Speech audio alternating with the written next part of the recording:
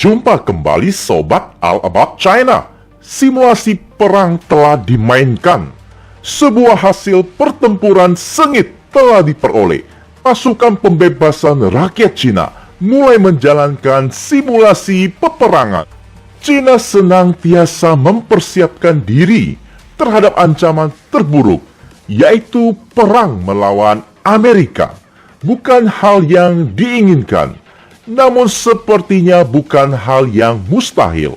Semakin galaunya Amerika disebabkan kemampuan perekonomian, finansial, pengaruh yang terus menurun tajam, membuat Amerika terus berulah untuk mencari pijakan yang dapat mempertahankan kedikdayaan yang dapat meledakkan perekonomian mereka kembali. Tatkala sikut sini, sikut sana, pola demikian bukan lagi rahasia. Semakin terang benderang strategi Amerika dalam menghadapi resesi superpower.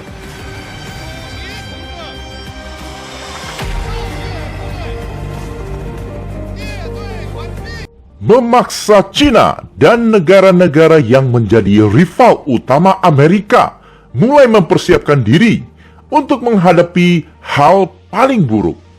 Sebuah hasil simulasi program perang canggih dimainkan, namun pihak Cina tidak menjadikan sebuah hasil simulasi sebagai kebenaran mutlak. Peperangan real jauh lebih kompleks, namun untuk menyiasati hal tersebut 20 kali pertempuran simulasi dimainkan, memasukkan parameter yang boleh dikatakan menguntungkan Amerika. Parameter yang diinput pada dasarnya melebih-lebihkan kemampuan Amerika, sehingga memperoleh hasil yang paling kritis. Dan justru sebuah hasil yang memperlihatkan battle group kapal induk tercanggih Amerika, Gerald Ford, karam.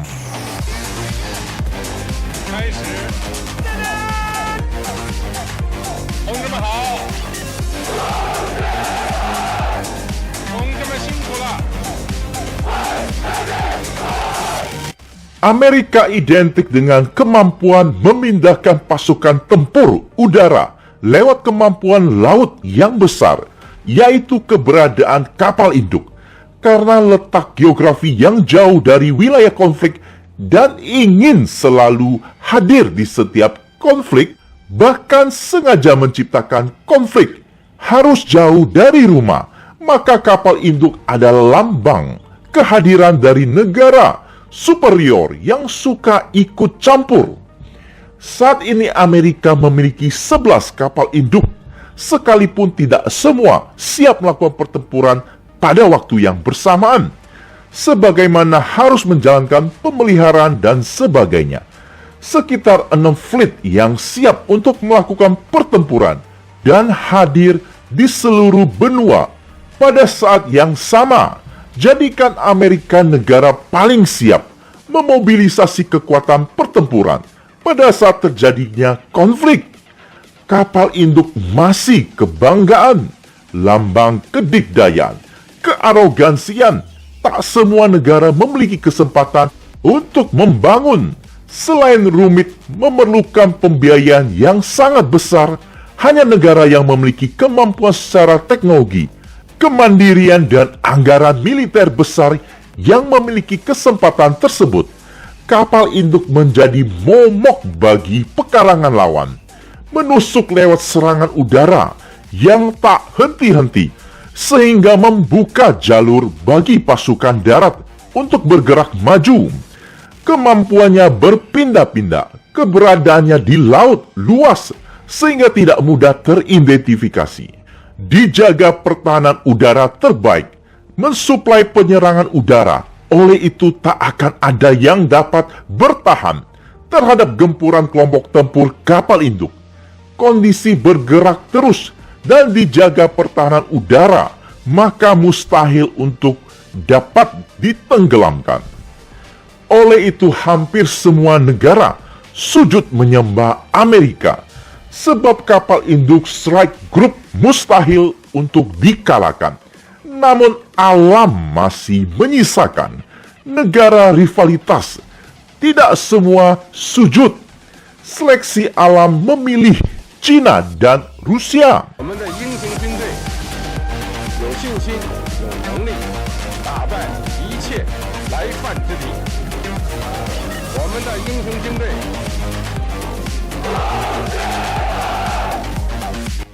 20 tahun yang lalu, China memilih patuh, sama seperti negara-negara yang lain, pura-pura sabar, menahan amarah, sebab tak ada cara untuk melawan Amerika.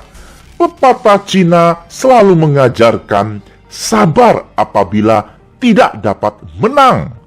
Jangan melawan apabila kalah. Jadi setiap keputusan ke depan selalu diperhitungkan kemarin. Rahasia militer Cina cukup sensitif. Mereka selalu memilih untuk membungkam. Namun kali ini mereka justru mengizinkan hasil simulasi dipublis dalam jurnal. Memperlihatkan hasil pertempuran simulasi menenggelamkan battle group kapal induk tercanggih Gerald Ford yang sekarang sedang gencar dibangun untuk menggantikan Nimitz.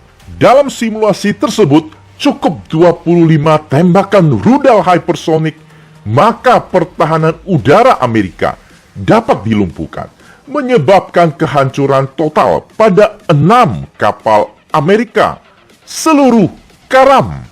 Simulasi tersebut mengambil lokasi di sekitar Laut Cina Selatan, sebagaimana Cina selalu memposisikan diri bertahan di pekarangan sendiri, yang notabene pekarangan tersebut sudah dikelola nenek buyut mereka ribuan tahun jauh sebelum benua Amerika ditemukan, apalagi Amerika terbentuk.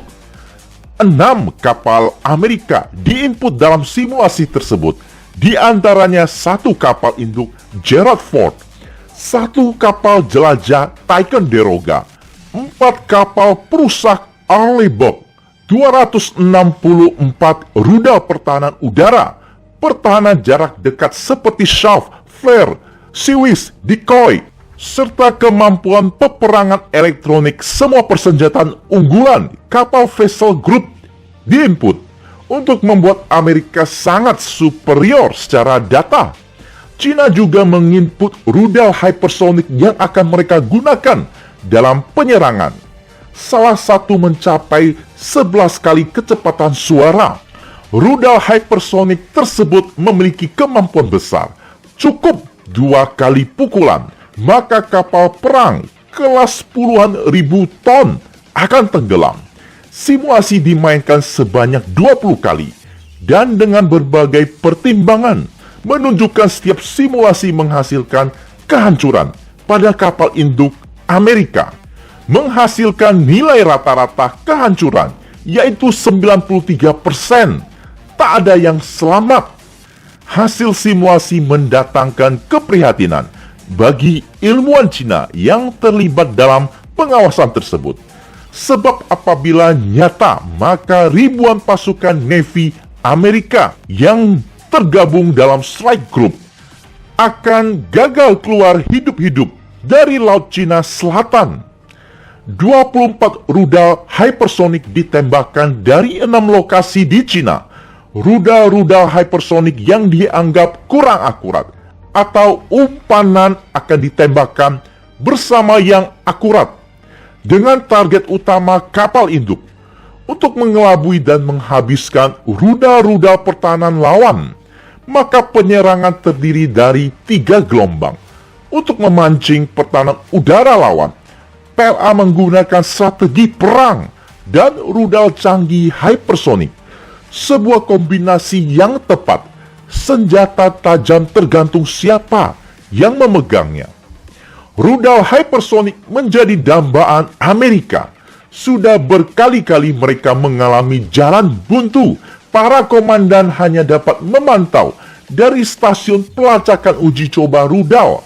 Rudal-rudal hypersonic yang diluncurkan dari Cina dan Rusia dapat menempuh kecepatan hypersonic dan menyelesaikan target.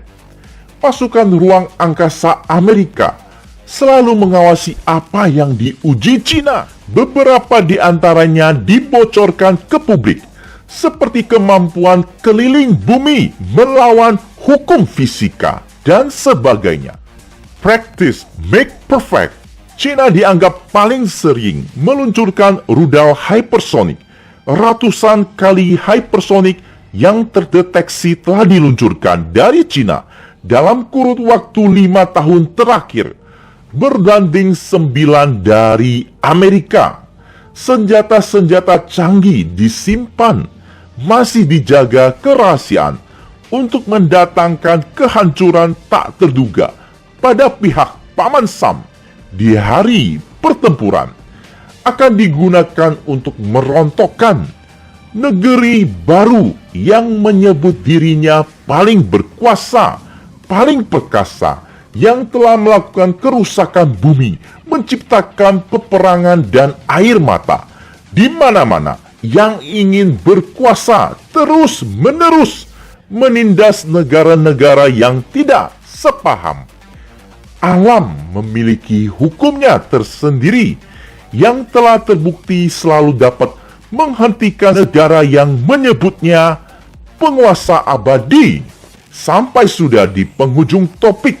Terima kasih sobat. Salam All About China.